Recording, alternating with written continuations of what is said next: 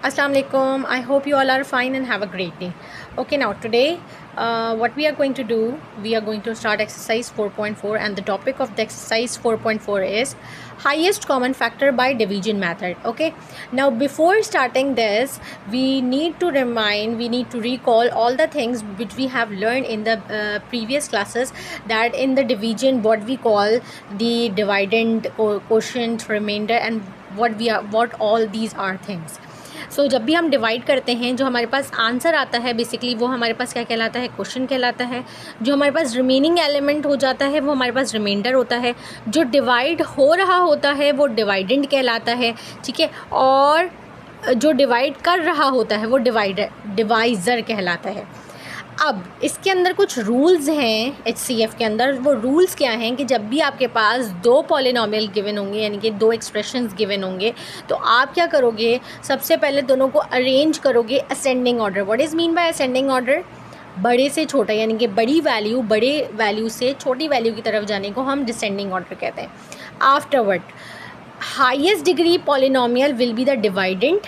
ठीक है, highest degree polynomial कहाँ आएगा, हमारे पास इनसाइड दी डिवीजन आएगा, और जो लोअर होगा वो कहाँ आएगा, एज अ डिवाइज़र बनेगा ये वाली साइड पे.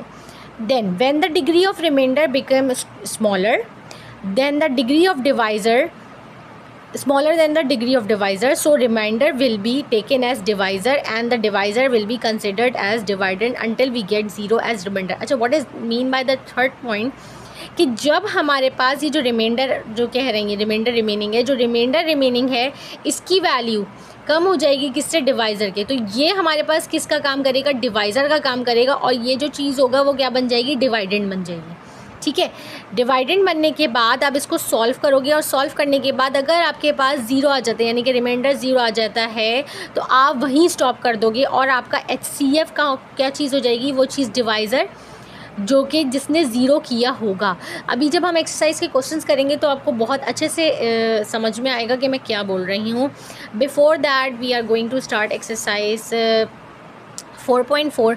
हम सॉल्यूशंस करने से पहले हम क्वेश्चन नंबर 1 को डील कर लेते हैं, जो कि हमारे पास हम बुक में ही सॉल्व करेंगे.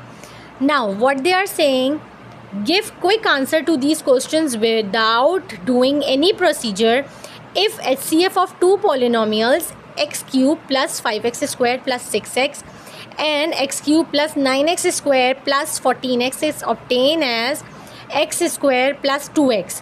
Then first part is what would be the HCF of 5x cube plus 5x square plus 6x and x cube plus 9x square plus 14x. Remember one thing, whenever we have the polynomial, same polynomial, ठीक है, हमारे पास जब भी same polynomials होंगे और उसका HCF कुछ given होगा, उसके साथ हम कोई भी चीज़ मल्टीप्लाई करा लें, यानी कि किसी भी एक नंबर के साथ एक पॉलिनॉमियल से हम कोई भी चीज़ मल्टीप्लाई करा लेंगे, तो हमारे HCF पे कोई भी इफ़ेक्ट नहीं पड़ेगा. जब हम दो चीज़ों पे मल्टीप्लाई करेंगे तब हम चेक करेंगे कि क्या इफ़ेक्ट आ रहा है. बट जब हमारे पास सिंगल, यानी कि सिंगल पॉलिनॉमियल को किसी भी नंबर से हम मल्टीप्लाई कराएंगे तो क्या इफ़ेक्ट पड़ता है, कोई इफ़ेक्ट नहीं पड़ता, और हमारा HCF सेम रहेगा. What would be the HCF? HCF will be x square plus 2x, यानी कि HCF मेरे पास सेम रहा. सिमिलर वे में पार्ट 2 में भी आप एक चीज़ चेक करो, पार्ट 2 की जो फर्स्ट पॉलिनॉमियल है वो सेम है, और सेकंड पॉलिनॉमियल में उन्होंने 2 से मल्टीप्लाई कराया है. अगेन द सेम थिंग कि हमारे पास कोई चेंज नहीं आता है. सो x स्क्वायर प्लस 2x आपके पास रिमेन, यानी कि HCF सेम रहेगा. Now what would be the HCF of 3, और यहाँ पे हमने 3 मल्टीप्लाई कराया है और यहाँ पे हमने 7 मल्टीप्लाई कराया. अब देखो एक चीज़ देखें आप लोग कि ये दोनों नंबर डिफरेंट है, यानी कि दोनों नंबर मल्टीपल नहीं है एक दूसरे के टेबल के. तो जब भी हमारे पास ये दोनों नंबर किसी एक टेबल या किसी आपस में किसी एक टेबल के या आपस के टेबल के मल्टीपल नहीं होंगे, तो हमारे पास HCF पे अगेन कोई इफ़ेक्ट नहीं पड़ेगा. पार्ट 4 चेक करिए. अब ये 15 है, ये 25 है. These two are multiples of what, 5. जब हमारे पास ये केस होगा, जब मल्टीपल्स आ जाएंगे किसी भी एक नंबर के, तो सबसे पहले वो मल्टीपल लिखेंगे, यानी कि 5. 5 एक ऐसा नंबर है जो 25 को भी डिवाइड करेगा और 15 को भी डिवाइड करेगा, दोनों नंबर्स को डिवाइड कर देगा, 5 लिखा। और जो इन दोनों का HCF था वो था x² + 2x, वो ऐसे ही आ गया। तो यानी कि HCF मेरे पास क्या आ गया, 5 और x² + 2x। क्लियर हो गई बात। सिमिलर वे में इन्होंने बोला है कि अगर हम x मल्टीप्लाई करा दें दोनों के साथ, does HCF of given polynomial will remain unchanged if both are multiply by x। अगर हम x मल्टीप्लाई करा दें दोनों के साथ तो क्या चीज़ चेंज आएगी, अगेन ये भी x है ये भी x है, तो क्या चीज़ चेंज होगी, सबसे पहले x आ जाएगा और HCF x² + 2x as it is आ जाएगा। तो इसका जो टोटल आंसर आ जाएगा वो जाएगा x³ + 2x²। दैट्स इट, ये आपके पास HCF आ गया। क्लियर हो गई बात। Now moving towards the next question. अब आपके पास देखो क्वेश्चन नंबर 2 में हमारे पास LCM है। LCM हम थोड़ी देर के बाद करेंगे, सबसे पहले हम HCF कर लेते हैं, किसका डिवीजन मेथड से सॉल्व करते हैं। जब हम ये काम कर लेंगे फिर हम LCM पे मूव करेंगे और इसको भी सॉल्व करेंगे और बाकी के रिमेनिंग पार्ट्स को भी सॉल्व करेंगे। क्लियर हो गई बात। Okay, now we have question number 3 of exercise 4.4. Now the first thing is we need to see are these in the ascending order or not. They are already in the ascending order, so we don't have to do arrangement in it. हम simply क्या करेंगे, हम सबसे पहले लिखेंगे a² + a - 2 as a divisor और a³ + 2a² + a - 2 as a dividend. ठीक है, अब क्या करेंगे, अब ये करेंगे, हमें चेक करना है कि हम सबसे पहला एलिमेंट या सबसे पहली नंबर वेरिएबल क्या लें कि हमारा जो फर्स्ट टर्म है वो कैंसिल आउट हो जाए। तो हम ये चेक कर सकते हैं कि ये a² है, ये a³ है। अगर मैंने इसको a से, डिवाइज़र को a से मल्टीप्लाई कराया तो a³ बन जाएगा। अब इस a को इस पूरी चीज़ से मल्टीप्लाई कराते हैं तो सबसे पहले क्या बन जाएगा, a³ + a² - 2a। ठीक है, आफ्टरवर्ड साइन चेंज हो जाएंगे, ये मेरे पास नेगेटिव साइन हो गया, ये मेरे पास नेगेटिव साइन हो गया और ये मेरे पास कौन सा साइन हो गया, पॉजिटिव साइन हो गया। क्लियर हो गई बात। अब आप ये चेक करो कि ये चीज़ पूरी कैंसिल आउट हो गई। ये मेरे पास क्या बन गया, simple 2a² - a² will gives you how much, simple a²। Afterwards ये मेरे पास क्या बन गया, ++ 3a और ये जो -2 था ये मैंने तो अभी तक सॉल्व ही नहीं करा था, तो -2 एज इट इज़ आ गया। अब आप एक चीज़ चेक करो कि क्या a² + 3a - 2 ये वाला जो हमारे पास अभी रिमाइंडर है ये और जो डिवाइज़र है वो अभी आगे सॉल्व हो सकता है, जी हो सकता है, क्योंकि ये भी a² है और ये भी a² है। ये अभी ज़्यादा इसकी वैल्यू यानी कि इसकी जो पावर है वो हाईएस्ट पावर नहीं है कि हम इसको यहीं पे स्टॉप करें। अब क्या करते हैं, हम किससे मल्टीप्लाई कराएंगे, हमें चेंज नहीं करना, तो हम एक काम करते हैं +1 से मल्टीप्लाई कराते हैं। क्यों +1 से मल्टीप्लाई कराया कि अगर मैं किसी a से मल्टीप्लाई कराती तो a से इस पूरी चीज़ को मल्टीप्लाई कराती तो अगेन मेरे पास पावर बढ़ जाती। मुझे पावर बढ़ानी नहीं है, मुझे पावर वही रखनी है। और 1 इज़ द मल्टीप्लिकेटिव आइडेंटिटी, अगर आपको याद हो तो हम 1 से जो भी चीज़ मल्टीप्लाई कराते हैं वो चीज़ एज इट इज़ रहती है। a² + a - 2 जब 1 से मल्टीप्लाई होगा तो सिंपली क्या आ जाएगा, a² + a - 2 ऐसे ही है। अगेन इसको यहाँ पे साइन चेंज करेंगे, ये नेगेटिव साइन हो गया, ये नेगेटिव साइन हो गया और ये क्या, कौन सा साइन हो गया, पॉजिटिव साइन हो गया। अच्छा एक चीज़, सॉरी मैंने गड़बड़ कर दी, ये +2 था, ये +2 था। अब ये देखिए ये चीज़ कैंसिल आउट हो गई। 3a - a will gives you what, 2a ++ ये हो गया 4। अब चेक करो एक चीज़ है, हाँ इस पॉइंट पे हम ये चेक करेंगे। अब हमारे पास आ गया, देखो ये इसकी जो पावर है यानी कि 2a की जो पावर है वो कम है एज़ कम्पेयर टू a² की, यानी कि अब ये आगे इसके साथ, इस डिवाइज़र के साथ तो ये सॉल्व नहीं हो सकता, ये रिमाइंडर इस डिवाइज़र के साथ अभी सॉल्व नहीं हो सकता। उससे पहले आप एक चीज़ चेक करो, क्या ये मल्टीपल है किसी का, येस 2 हम इसमें से कॉमन, या कह लो आप कॉमन निकल सकता है, जी बिल्कुल निकल सकता है, 2 कॉमन निकल सकता है। ये हो गया 2 कॉमन निकाला, मेरे पास आंसर क्या आ गया, a + 2। ठीक है, अब ये जो 2 है, मैंने आपको जब ये वाली क्वेश्चन नंबर 1 करवाया था, एक्सरसाइज 4.4 का क्वेश्चन नंबर 1 करवाया था, उसमें मैंने आपको एक बात बताई थी कि जब भी हमारे पास कोई भी नंबर किसी भी पॉलिनोमियल से मल्टीप्लाई हो रहा होता है तो HCF में उस नंबर का कोई इफ़ेक्ट नहीं पड़ता है रियल क्वेश्चन के। तो आप क्या करोगे, जो 2 है इसको आप क्या कर दोगे, ignore, you will write ignore 2। तो आपके पास क्या बच गया, मेरे पास a + 2, a + 2 बच गया। ये a + 2 मेरे पास डिवाइज़र बन जाएगा और a² + a - 2 मेरे पास क्या बन जाएगा, डिवाइडेंड। ठीक है, क्योंकि ये आगे इस उससे सॉल्व नहीं हो सकता था। ये जो रिमाइंडर बचा था हमारे पास, रिमेनिंग था रिमाइंडर, वो हमारे पास डिवाइज़र बन गया। और जो हमारे पास डिवाइज़र था वो क्या बन गया, डिवाइडेंड बन गया। ये हमारे पास थर्ड पॉइंट है। रूल नंबर जो लिखवाए थे उसमें जो थर्ड रूल था वो यही कह रहा था हमें। चलें आगे बढ़ते हैं। अब आप चेक करो कि मेरे पास जो हाईएस्ट डिग्री क्या है, वो हाईएस्ट डिग्री मेरे पास है ए स्क्वायर, ठीक है, और यहाँ पे मेरे पास है ए। अगर मैं इसको इस डिवाइज़र को ए से मल्टीप्लाई करा दूँगी तो सबसे पहले मेरे पास क्या आ जाएगा, ए स्क्वायर प्लस 2a, ठीक है।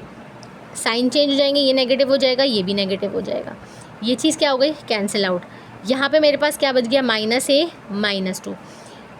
अब सिर्फ साइन का डिफरेंस है, सिर्फ साइन का डिफरेंस है, बाकी तमाम चीज़ें सेम है। तो इट मीन्स मैं क्या करूँगी, अगेन -1 से मल्टीप्लाई कराऊँगी तो मेरे पास हो जाएगा -a -2, because -1 multiply by a gives you -a, -1 multiply by +2 gives you -2। ये मेरे पास प्लस हो गया, ये मेरे पास प्लस हो गया, ये दोनों कैंसिल आउट हो गए, ये ज़ीरो हो गए। जैसे ही मेरे पास रिमाइंडर ज़ीरो आएगा तो मेरा जो HCF होगा, जो डिवाइज़र है जिसने ज़ीरो कराया है, वो मेरे पास क्या बन जाएगा, HCF, और ये मेरे पास क्या हो जाएगा, simply answer. Now we will see the next question.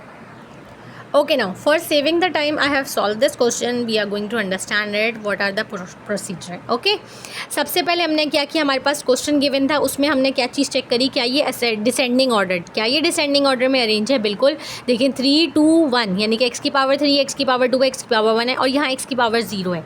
Similar way में here x, the power of x is 3, the power of x is 2, the power of x is 1 and the power of x is 0। Clear हो गई बात। The next thing is higher coefficient will be the dividend. तो ये मेरे पास higher coefficient है 2x³ 2x³ is higher than simple 1x³। So obviously ये मेरे पास क्या बन गया, ये पूरी टर्म मेरे पास, ये पूरा पॉलिनोमियल मेरे पास क्या बन गया, डिवाइडेंड बन गया। जो रिमेनिंग था वो मेरे पास क्या बन गया, डिवाइज़र बन गया। क्लियर हो गई बात, आगे बढ़ते हैं। अब आप एक चीज़ चेक करो कि मेरे पास इसका कोफिशिएंट क्या है, 1 है डिवाइज़र का, और डिवाइडेंड का कोफिशिएंट क्या है, 2 है। अगर मैं डिवाइज़र को, यानी कि इस वाले डिवाइज़र को 2 से मल्टीप्लाई करा दूं तो इसका कोफिशिएंट 2 बन जाएगा। तो मैंने क्या करा, 2 से मल्टीप्लाई करा दिया, ठीक है। तो ये 2x³ then plus sign as it is 2 2 ज़ा 4x², minus sign as it is 2 4 ज़ा 8x, again minus sign as it is 8 2 ज़ा 16। क्लियर हो गई बात। साइन चेंज कराए, जब भी मैंने पेंसिल से साइन चेंज कराया है, जो साइन लिखे हुए थे उसके ऑपोजिट साइन, प्लस है तो माइनस हो जाएगा और माइनस है तो प्लस हो जाएगा। माइनस माइनस प्लस माइनस, ये चीज़ कैंसिल आउट हो गई, दोनों को प्लस माइनस माइनस, 7 में से 4 माइनस किया, मेरे पास 3 बचा। Plus plus plus 8 + 4 gives you 12x, again plus minus plus minus, और मेरे पास आंसर क्या आ गया, 12। अब आप चेक करो कि 3 और 12 और 12, इसमें से हम इजीली क्या चीज़ कॉमन निकाल सकते हैं, 3 कॉमन निकाल सकते हैं। तो 3 कॉमन जब हमारे पास आ जाएगा तो हमारी जो टर्म है उसके ऊपर कोई इफेक्ट नहीं, पॉलिनोमियल है उसके ऊपर कोई इफेक्ट नहीं पड़ेगा, और ना HCF के ऊपर कोई इफेक्ट पड़ेगा। हमारी टर्म मिनिमाइज़ हो जाएगी, जो कि हमें सॉल्यूशन में ईजी करेगी, ठीक है। हम इसको भी रख के सॉल्व कर सकते थे, ऐसा नहीं है इसको रख के सॉल्व करें, लेकिन थोड़ा सा एक लेंदी मेथड हो जाता है, तो उससे बचने के लिए हम एक जितना सिंप्लीफाइड वर्जन से सॉल्व करते हैं वो ज़्यादा आसानी होती है। क्लियर हो गई बात। अब आपने देखो 3 कॉमन निकाला है, तो x² + 4x + 4, ये मेरे पास क्या, रिमेनिंग टर्म आ गई। रिमेनिंग टर्म आने के बाद इग्नोर कर दिया मैंने 3 को, और x² + 4x + 4 जो कि रिमाइंडर था उसको मैंने डिवाइज़र बना लिया। क्यों, क्योंकि इसकी जो पावर है x², ये क्या है, स्मॉलर है, और डिवाइज़र की पावर क्या थी, ग्रेटर थी। तो जो ग्रेटर पावर होती है वो हमेशा कहाँ आती है, इनसाइड द डिवीजन, और जो स्मॉलर पावर होती है पॉलिनोमियल की वो हमेशा क्या आती है, outside the division side. Clear हो गई बात, आगे बढ़ते हैं। ये हो गया मेरे पास x² + 4x + 4, और ये मेरे पास बन गया x³ + 2x² - 4x - 8। अब इस x² को x³ बनाने के लिए x से मल्टीप्लाई कराया, ये लीजिए x से मल्टीप्लाई कराया, तो ये बन गया x³ plus sign 4x multiply by x gives you 4x², plus sign again 4 multiply by x gives you 4x। अगर किसी को ऐसे समझ में नहीं आया ना, तो वो क्या करे, x² + 4x + 4 को x से मल्टीप्लाई कराने के लिए इस तरीके से लिख ले, तो ये आ जाएगा मेरे पास x³ + 4x² प्लस 4x। अब मैंने ये पूरी चीज़ जो मेरे पास आंसर आया था ये मैंने पूरी चीज़ यहाँ से पिक करी और यहाँ पुट कर दी। पुट करने के बाद साइन चेंज कराए, नेगेटिव नेगेटिव नेगेटिव, ये चीज़ कैंसिल आउट हो गई। प्लस माइनस माइनस, ये मेरे पास क्या बच गया, minus 2x²। Minus minus plus हो जाएगा, 4 + 4 8 हो गया और माइनस का 8 एज इट इज़ आ गया। अब देखो x² + 4x + 4, यहाँ मेरे पास कोफिशिएंट क्या आ रहा है, 2 आ रहा है, तो मैं क्या करती हूँ 2 से मल्टीप्लाई कराती हूँ। अच्छा एक और चीज़, अगर मैं और उसके साथ साथ मेरे पास नेगेटिव का 2 आ रहा है तो मुझे साइन चेंज, जब हमारे पास डिवीजन होता है साइन चेंज हो जाता है तो वो पॉजिटिव हो जाता है। अगर मैंने यहाँ पॉजिटिव 2 से मल्टीप्लाई कराया तो बेसिकली ये देखो ये क्या आ जाएगा, 2x² आ जाएगा। 2x को अगेन नेगेटिव होगी वो ऐड हो जाएगा, तो मैंने क्या करना है, मैंने -2 से मल्टीप्लाई कराना है, तो ये हो जाएगा -2x²। ठीक है, minus plus minus 4 2 4 = 8x, minus plus minus 4 2 = 8। ये जो चीज़ थी -2x² -8x -8, मैंने यहाँ पे पुट करा, साइन चेंज करा तो रिमाइंडर मेरे पास क्या आ गया, 0 आ गया। जैसे ही मेरे पास रिमाइंडर 0 आया, जो HCF है वो क्या बन गया, ये वाली टर्म जो डिवाइज़र थी x² + 4x + 4। क्लियर हो गई बात, and this will be the answer. Now the next question is, okay now the next question is question number 5। ये देखें, ये भी आपके पास अरेंज है। अरेंज के बाद हमने सिंपल क्या करा, जो हाईएस्ट कोफिशिएंट है उसको इनसाइड ले लिया, इनसाइड द डिवीजन साइन, और जो लोएस्ट था उसको या लोअर था पॉलिनोमियल उसको हमने कहाँ ले लिया है, आउटसाइड। अब उसके बाद आप ये चेक करो, ये क्या है, 2 है और ये मेरे पास क्या है, 3 है।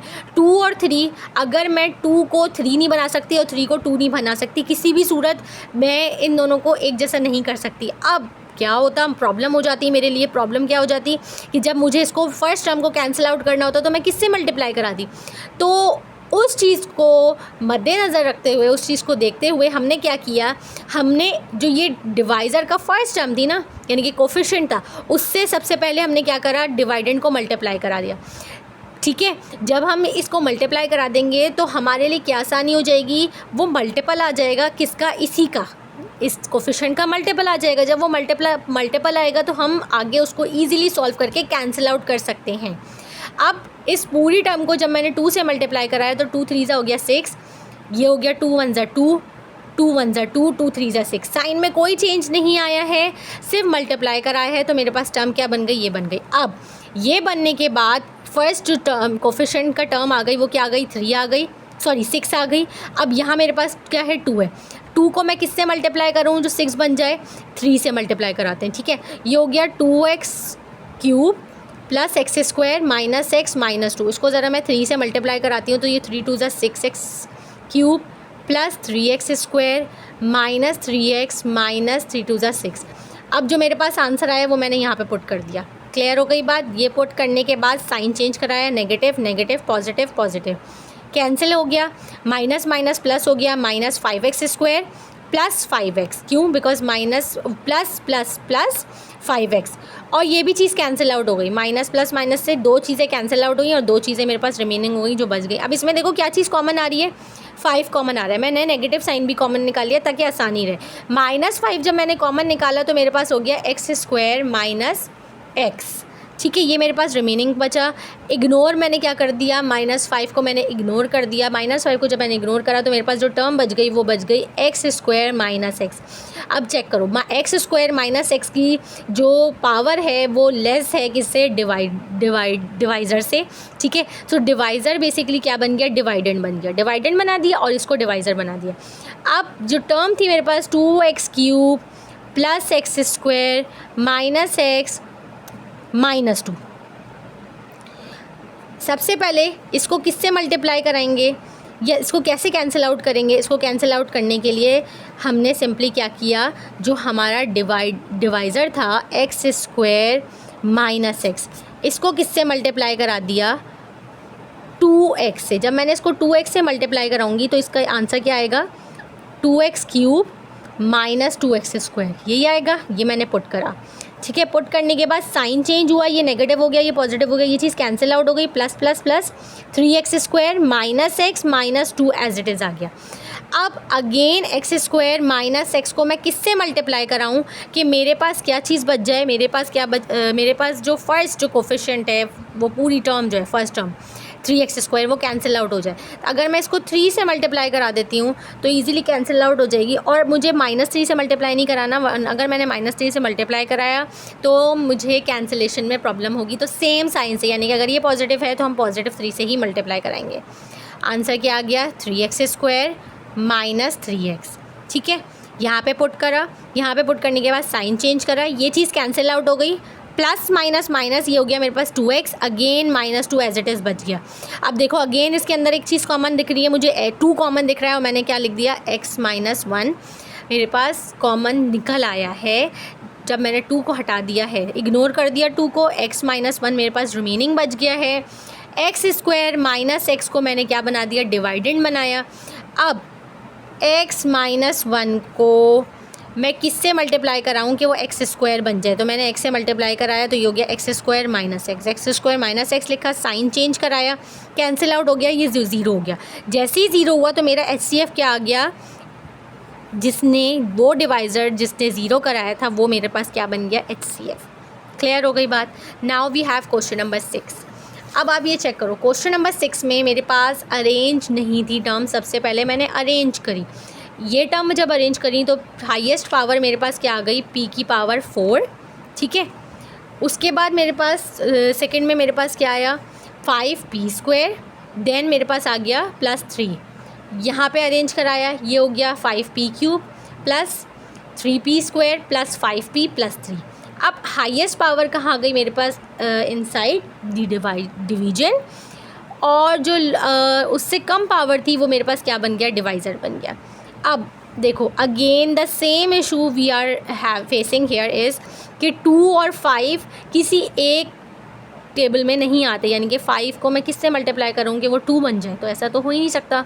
तो मैंने क्या किया, जो इसका फर्स्ट कोफिशिएंट था 5, इसको ही पूरे टर्म से मल्टीप्लाई करा दिया ताकि मुझे आगे कैंसिलेशन में, आगे सॉल्यूशन में इजी हो जाए।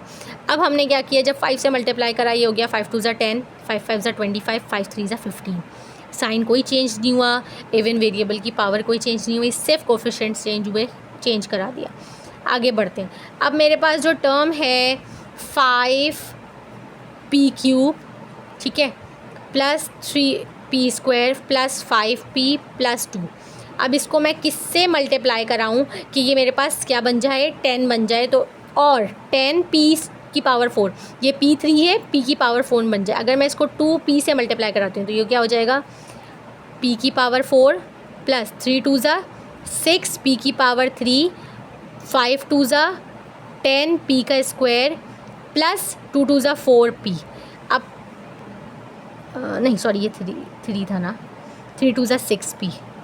जो चीज़ ये पूरी चीज़ आई है ये मैंने यहाँ पे पुट कर दी, 10p⁴ plus 6p³ plus 10p² plus 6p। Clear हो गई बात? ये चीज़ नेगेटिव नेगेटिव नेगेटिव नेगेटिव करी, साइन चेंज कराया, ये चीज़ तो कैंसिल आउट हो गई। अब दूसरी चीज़ देखो, ये p² है, ये p³ है, तो ये दोनों नहीं हो सकता। ये p² है, ये p² है, तो इससे इसका कनेक्शन हो गया। Plus 25p² minus 10p² gives you how much? 15p²। ठीक है, और किसका? पॉजिटिव का, बिकॉज बड़े नंबर के साथ पॉजिटिव साइन है। सबसे पहले हमने लिखा -6p³ plus 15p² minus 6p as it is plus 15 as it is, जो रिमेनिंग था वो एज इट इज़ कॉपी हो गया। अब इस पूरी टर्म में से ईजिली मैं -3 कॉमन निकाल सकती हूँ, because -3 is the multiple of all the things. ठीक है, आगे बढ़ते हैं हम। ये हो गया मेरे पास 2p³ minus 5p² plus 2p minus 5। इसमें हमने इग्नोर कर दिया -3 को। अब हमने सिंपली क्या किया, इस जो चीज़ हमारे पास थी, ये इसकी जो पावर है पावर 3 है, यहाँ पे भी पावर 3 है, तो हमने इसको डिवाइज़र नहीं बनाया है, ये इससे सॉल्व हो सकता है। इसको एज इट इज़ कंटिन्यू करा, -3 को हटा दिया, ये थोड़ा सा आसानी के लिए मैंने ये काम कर लिया, वरना आप यहाँ पे भी कंटिन्यू कर सकते थे, बट वो थोड़ी सी जो है ना मैसी हो जाता। अब एक और इशू जो हमें यहाँ सबसे पहले आया था कि ये मेरे पास 2 आ गया, ये मेरे पास 5 आ गया, तो मुझे किससे मल्टीप्लाई कराना पड़ेगा? 5 से, क्योंकि सेम करने के लिए जब मैंने 5 से मल्टीप्लाई कराया तो ये हो गया 5 2 = 10, 5 5 = 25, 5 2 = 10, 5 5 = 25। क्लियर हो गई बात?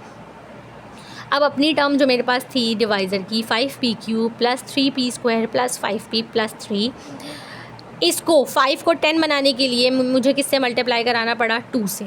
तो ये हो गया 2 5 = 10, p³ as it is, 2 3 = 6, p² as it is, 2 5 = 10, p as it is, 2 3 = 6। सबकी पॉजिटिव साइन थी, सारी पॉजिटिव साइन लिख दी। अब साइन जब डिवाइड कराने के लिए साइन चेंज करी, ये नेगेटिव, ये नेगेटिव, ये नेगेटिव, ये नेगेटिव। अब देखो ये भी कैंसिल आउट हो गया और ये भी कैंसिल आउट हो गया, 2 चीज़ें कैंसिल आउट हो गई। क्या क्या चीज़ें रिमेनिंग बच गई? -25 p² - 6 p² gives you -31 p²। -25 - 6 gives you -31। अब इसमें से अगेन -31 ईजीली कॉमन आ सकता है, तो मेरे पास क्या चीज़ रिमेनिंग बची? p² + 1। अब देखो ये p² है और ये p³ है, तो ये आपस में तो डिवाइड आगे कंटिन्यू नहीं हो सकता। इसको हमने डिवाइज़र बना लिया, इसको डिवाइडेंड बना लिया। सबसे पहले हमने किससे मल्टीप्लाई कराया? 5p से। जब 5p से मल्टीप्लाई कराया तो ये मेरे पास क्या बन गया? 5p × p² gives you 5p³। 5p × 1 gives you 5p। तो मैंने इसको अगेन 5p के नीचे लिख लिया ताकि आसानी रहे, ठीक है, आगे पीछे ना करना पड़े। साइन चेंज कराए, ये नेगेटिव, ये नेगेटिव, ये चीज़ कैंसिल आउट हो गई, ये भी चीज़ कैंसिल आउट हो गई। क्या बच गया मेरे पास? 3p² + 3। इसमें से इजीली 3 को कॉमन निकालो तो इग्नोर हम 3 कर देंगे। अब मेरे पास p² + 1 बचा है। अब देखो ये भी p² + 1 है, इसको +1 से मल्टीप्लाई कराया तो ये p² + 1 आ गया। साइन चेंज कराया, आंसर क्या आ गया? 0। और HCF मेरे पास क्या बन गया? p² + 1। Okay, let's continue with question number 8। Question number 7 is your homework, ठीक है। अब क्वेश्चन नंबर 8 में मेरे पास 3 टर्म्स हैं, 3 पॉलिनोमियल्स है, 1 2 3, 3 पॉलिनोमियल्स है। सबसे पहले मैंने 2 पॉलिनोमियल्स को लेना है। अब आप एक चीज़ चेक करो, अगर मैं इन दोनों को लेती ना तो यहाँ पे मल्टीप्लाई वाला काम हमें करना पड़ता। तो मैंने क्या करा? मैंने 3x³ और x³ वाले को ले लिया, यानी कि सेकेंड और थर्ड पॉलिनोमियल को लेके उसको सॉल्व कर लिया। उसमें डायरेक्टली हम सॉल्व करेंगे, कोई भी चीज़ मल्टीप्लाई नहीं हुई। अब इसको लेके जब सॉल्व किया तो मेरे पास जो डिवाइज़र था x³ + 3x² + 2x + 6, सही है। अब इसको मैं इस x³ को 3 बनाने के लिए मैंने किससे मल्टीप्लाई करा दिया? इस पूरे को 3 से। तो ये क्या बन गया? 3x³ + 3 3 = 9x² + 3 2 = 6x + 6 2 = 12, 6 3 = 18, ठीक है। अब ये पूरी चीज़ मैंने पिक करी और यहाँ पे पुट कर दी है। साइन चेंज कराए, फर्स्ट सेकेंड टर्म, दोनों चीज़ें कैंसिल आउट हो गई। Negative minus minus plus, 6 + 2 gives you 8, minus minus plus 6, 18 + 6 gives you 24। -8 को कॉमन निकाला, क्या बच गया मेरे पास? x + 3, इग्नोर कर दिया -8 को। अब आप देखो x + 3 को अगेन आप किससे डिवाइड कराओगे? किससे? x³ + 3x² + 2x + 6 डिवाइड करवाया। अब आपके पास जो x + 3 है उसको क्या x³ बनाने के लिए हमें किससे मल्टीप्लाई कराना पड़ेगा? x² से। जब इसको आप x² से मल्टीप्लाई कराओगे तो मेरे पास क्या आ जाएगा? x³ + 3x², ठीक है।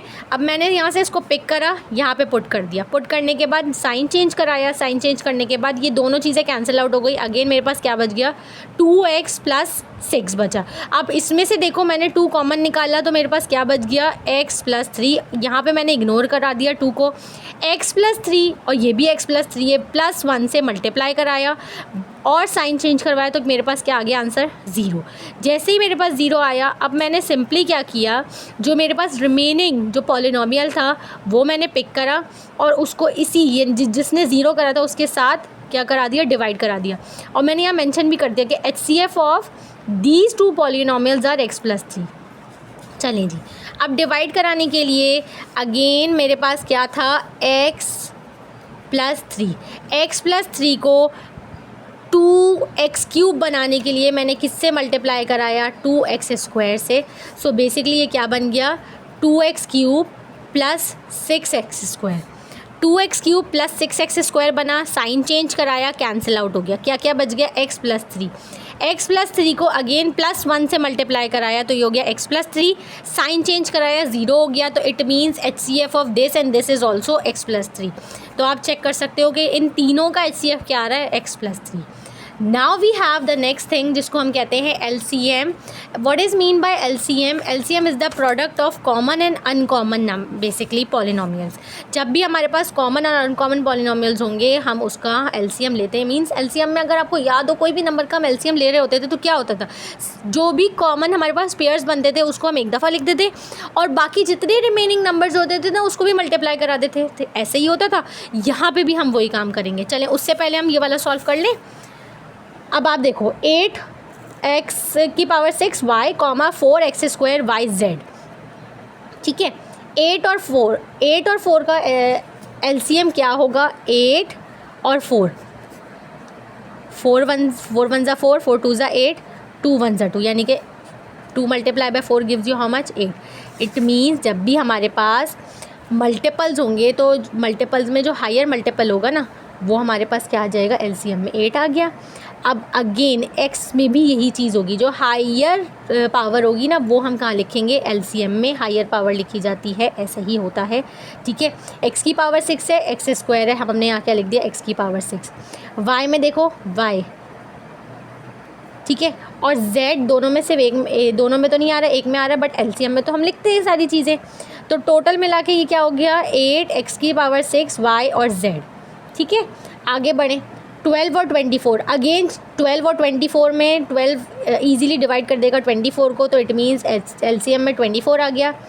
x³ बड़ा आ गया. उसके बाद मेरे पास y की पावर क्या आ गई? 4 और z एज इट इज़. ठीक है, तो ये हो गया 24 x³ y की पावर 4 z.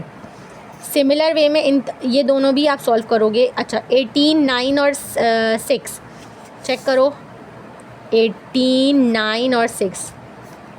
3 6 ज़ा 18, 3 3 ज़ा 9, 3 2 ज़ा 6. ठीक है, उसके बाद 2 3 ज़ा 6, 2 1 ज़ा 2, 3 एज इट इज़. 3 1 ज़ा 3, 3 1 ज़ा 3, 3 2 ज़ा 6, 6 3 ज़ा 18. वही चीज़ अगर तीनों किसी एक चीज़ के मल्टीपल हैं तो ईज़िली वो बड़ा वाला नंबर आ जाएगा, यानी कि 18 आ जाएगा.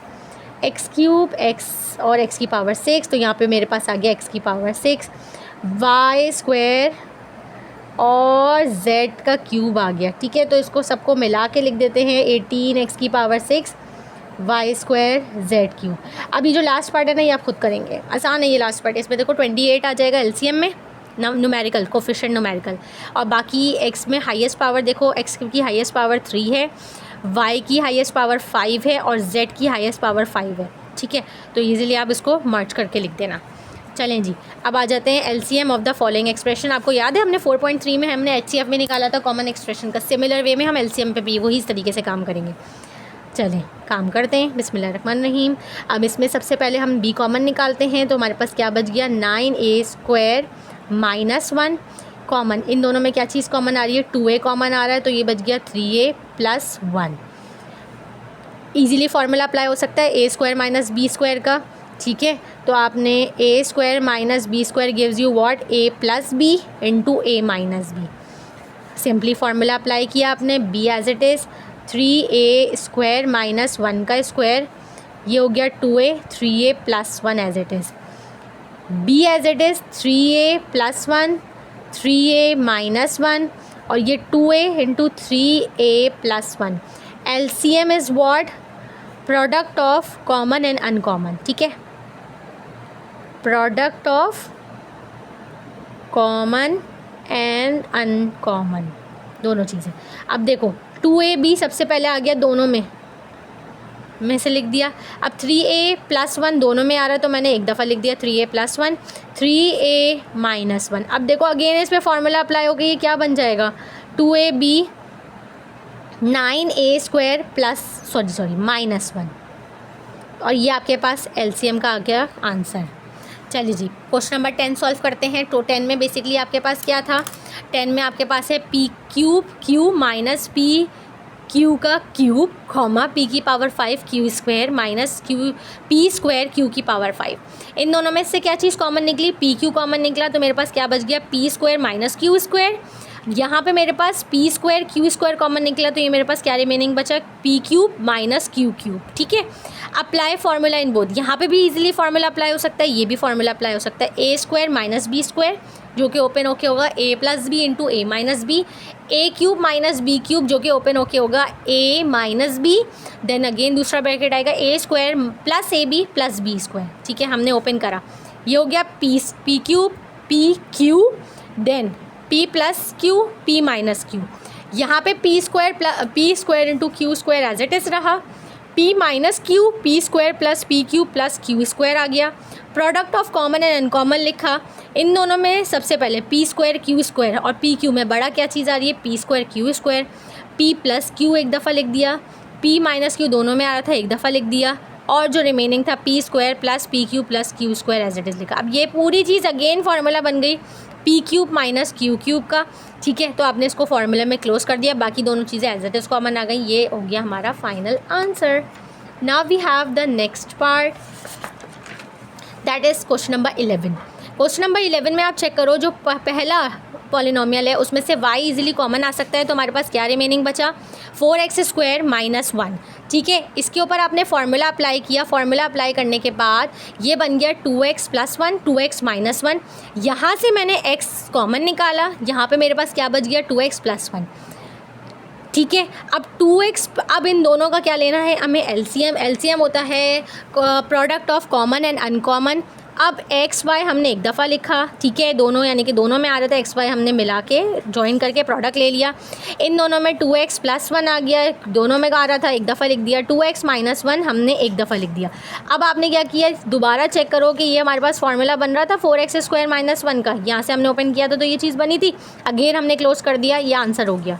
अब क्वेश्चन नंबर 12 में हमारे पास 3 पॉलिनोमियल्स हैं, तीनों पॉलिनोमियल्स पे काम करेंगे। तीनों पॉलिनोमियल्स पे काम करने से पहले आप एक चीज़ चेक करो, तीनों पॉलिनोमियल्स पे काम करने से पहले एक चीज़ चेक करो, इन तीनों पे मिडिल टर्म ब्रेकिंग अप्लाई होगी। देखो मिडिल टर्म ब्रेकिंग में क्या होता है, फर्स्ट और लास्ट टर्म मल्टीप्लाई होता है, तो ये हो जाएगा -6x स्क्वायर। इसके हमने फैक्टर्स ले लिए 2 और 3 और बड़े नंबर के साथ नेगेटिव साइन आई, बिकॉज माइनस प्लस माइनस, और जब 3 में से 2 माइनस करेंगे तो 1 बच जाएगा। क्लियर हो गई बात। कॉमन निकाला, कॉमन निकालने के बाद मेरे पास जो ब्रैकेट बने वो बने x+2 और x माइनस 3। चलें जी, सेकंड टर्म पे आ जाओ, -2x स्क्वायर इसका टोटल आया, और इसकी मिडिल टर्म ब्रेकिंग के लिए 2 1 2 किया, because 2 - 1 gives you what 1। But मेरे पास पॉजिटिव साइन है तो मेरे पास बड़े नंबर के साथ पॉजिटिव साइन आ जाएगा। ठीक है, कॉमन निकाला, मेरे पास आंसर क्या आ गया, x माइनस 1 x+2।